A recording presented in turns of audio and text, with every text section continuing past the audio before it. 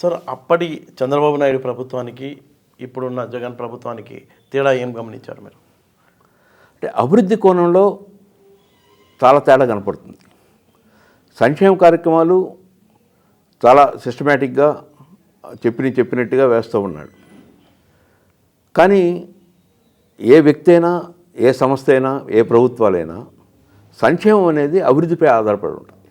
అభివృద్ధి లేని సంక్షేమాన్ని కొనసాగిస్తే ఆ వ్యవస్థ ముందుకెళ్ళదు. గతంలో అభివృద్ధి చేస్తూ అభివృద్ధి ఫలాల్లో కొంత భాగం సంక్షేమ కార్యక్రమాలు ఖర్చు పెట్టేవాడు.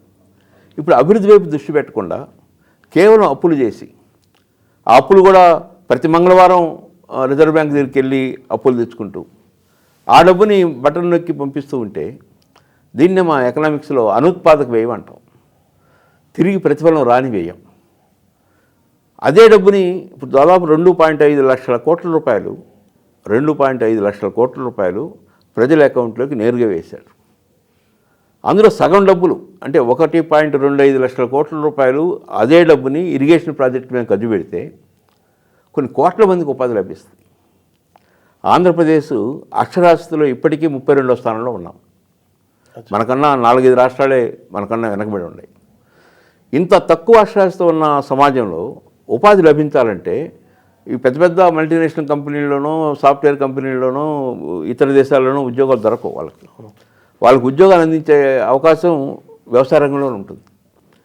నువ్వు వ్యవసాయ రంగంలో నీటిపారుదల ప్రాజెక్టులకి అవకాశం కల్పిస్తే, అవి పూర్తి చేస్తే కొన్ని కోట్ల మందికి ఉపాధి లభించేది, ఉత్పత్తి పెరిగేది, సంపద పెరిగేది, ఆదాయాలు పెరిగేది, ప్రజల జీవన ప్రమాణ స్థాయి పెరిగేది. ఇది కాకుండా కేవలం నేరుగా డబ్బులు ప్రజల అకౌంట్లోకి వేయటం ద్వారా ఏం జరుగుతుంది? వాళ్ళు ప్రతి నెల ఎదురు చూస్తూ ఉంటారు, ఒక యాచకుల్లాగా, బెచ్చగాళ్ళలాగా. ఓకే, పనిచేసే తత్వం పోతుంది, పని సంస్కృతి పోతుంది. మరొక వైపున రైతులు ఈరోజు చాలా గ్రామాల్లో పని చేయడానికి కూలీలు దొరక్క ఇబ్బంది పడుతున్న పరిస్థితి. దానికి కారణం ఏంటంటే ఎందుకు చేయాలి, పర్వాలేదు చేయకపోయినా డబ్బులు వస్తున్నాయి కదా అనే ఒక అవసరాన్ని ఇస్తున్నాడు.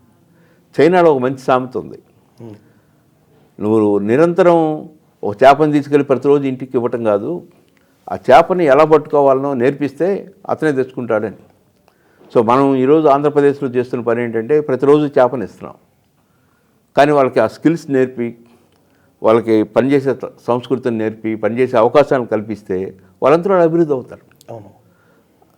కానీ ఆ పని చేయటంలో ఒకప్పుడు తమిళనాడులో పోటీపడి డిఎంకే అండ్ ఏడిఎంకే అందరికీ టీవీలు ఇవ్వటం, గ్రైండర్లు ఇవ్వటం, ఫ్రిడ్జ్లు ఇవ్వటం, మిక్సీలు ఇవ్వటం ప్రభుత్వం డబ్బుతో.